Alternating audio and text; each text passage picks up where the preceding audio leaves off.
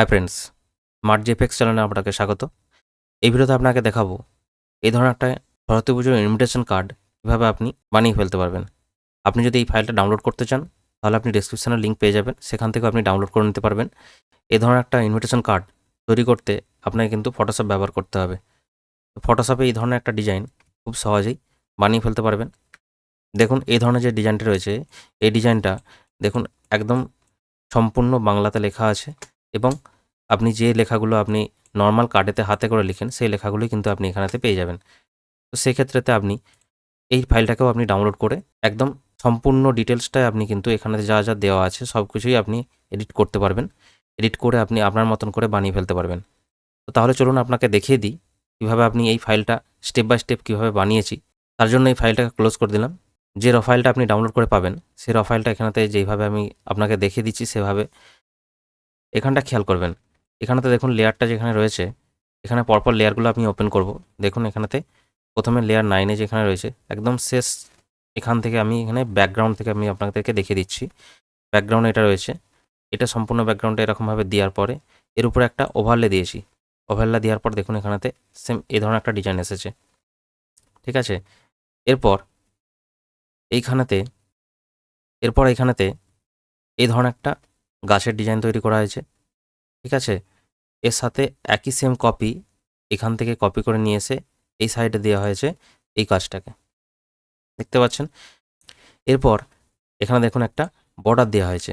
এই বর্ডারটা দেওয়ার জন্য এই গাছগুলোর উপরে আপনাকে বর্ডারটা দিতে হবে, নইলে গাছের যে শেপটা রয়েছে সেটা চাপা পড়বে না সাইডের দিক থেকে। তো এরপরে আসি, এইখানে একটা ডিজাইন দেওয়া হয়েছে। এই ডিজাইনটা দেওয়ার পরে আরেকবার এখানেতে যে সরস্বতী ঠাকুরের যে মূর্তি সেটা এখানে এই সাইজে দেওয়া হয়েছে। এরপর এখান থেকে একটু উপরে গেলে দেখবেন এর উপরে যে এখানেতে লেখাটা রয়েছে, যে লেখাটা সেই লেখাটা এখানেতে শো করেছে। এই লেখাটা চাইলে আপনি আপনার মতন করে লিখতে পারেন, এটা যেমন আছে তেমনই রেখে দিতে পারেন, কারণ এটা সরস্বতী ঠাকুরের মন্ত্রর মতন এটা লেখা রয়েছে। এরপর আসি, এখানে দুটো প্রদীপ দেওয়া হয়েছে দু সাইডে, দেখুন পরপর দুটো প্রদীপ দেওয়া হয়েছে। এরপর দেখুন এখানেতে লেখা আছে বাণী বন্দনা। এটা লেখার পরে নিচেতে লেখা হবে আমন্ত্রণপত্র। এই লেখার ফন্টগুলো যদি আপনার না সেম পান তাহলে আপনি আপনার মতন করে যে আপনার কাছে যে ফন্ট রয়েছে সেই ফন্ট দিয়ে আপনি সাজিয়ে নিতে পারেন। এখানে ক্লিক করে আপনি ফন্টটা চেঞ্জ করে নিলে আপনার লেখাটা সেম লেখাটা কিন্তু আপনার ফন্টের স্টাইলে চলে আসবে। আপনি সেই হিসাবেও করতে পারেন, নইলে এই সেম ফন্ট যদি আপনি পেতে চান তাহলে লিপিঘর যে ওয়েবসাইট রয়েছে সেখান থেকেও আপনি ডাউনলোড করতে পারবেন। এই লিপিঘর ওয়েবসাইটে যদি না আপনি পান, গুগলে গিয়ে লিখলেও লিপিঘর, সেখান থেকে ফ্রি ফন্টটা চয়েস করে নিয়ে আপনি এই ফন্টগুলোকে ফ্রিতে ডাউনলোড করে নিয়ে আপনি এখানেতে এডিট করতে পারবেন, ঠিক আছে। এরপর এখানে ক্লিক করলাম, দেখুন একটা সেভ ডিজাইন হয়েছে। সেভ ডিজাইনটা করার পরে এখানেতে একটা লেখা দেওয়া হবে যেটা অনুষ্ঠান সূচি।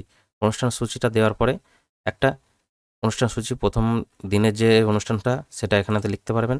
লেখার পরে তারপর সেই অনুষ্ঠানটা কখন হবে, কি হবে সেটা আপনি এখানে অনুষ্ঠান সূচিগুলো পরপর স্টেপ বাই দেখুন এখানেতে দেওয়া আছে। এগুলো আপনি চাইলে এডিট করে আপনার যেটা প্রয়োজন সেটা আপনি রেখে বাকিগুলো ডিলিট করতেও পারেন বা এভাবে হাইড করে দিতে পারেন, ঠিক আছে। এভাবে লেখার পর এরপর আসি, এটা জাস্ট শেপস, এভাবে একটা এন্ডিং শেপস দেওয়ার পরে এখানেতে যে নিমন্ত্রণের লেখাটা সেই লেখাটা এখানে রয়েছে। লেখাটা দেওয়ার পরে সঠিকভাবে এরপর একটা ছোট্ট করে নিচেতে আরেকটু লেখা দেওয়া রয়েছে।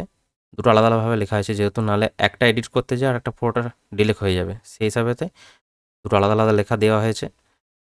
এর সাথে নিচে একটা শেপস ডিজাইন করা হয়েছে। এটা চাইলে আপনি অনলাইন থেকে এছাড়া চেঞ্জ করতে পারেন, গুগলে গিয়ে সার্চ করলেও এখান থেকে পেয়ে যাবেন এই ধরনের একটা শেপস। তো এর উপরে একটা লেখা রয়েছে পত্র দ্বারা ত্রুটি মার্জনীয়, যেটা লেখা থাকে কার্ডের ক্ষেত্রেতে, তো সেটা লেখাটা দেওয়া হয়েছে।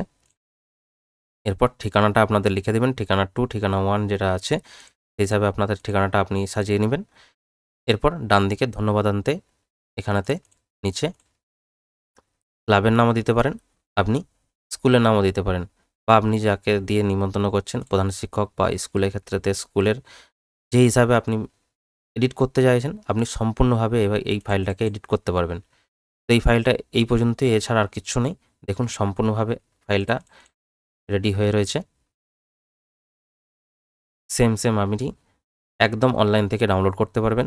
ডাউনলোড লিঙ্কটা আপনি ডেসক্রিপশানে পেয়ে যাবেন। তাহলে এই ভিডিওতে এই পর্যন্তই, ফিরছি পরের ভিডিও নিয়ে। ততক্ষণ ভালো থাকবেন, সুস্থ থাকবেন।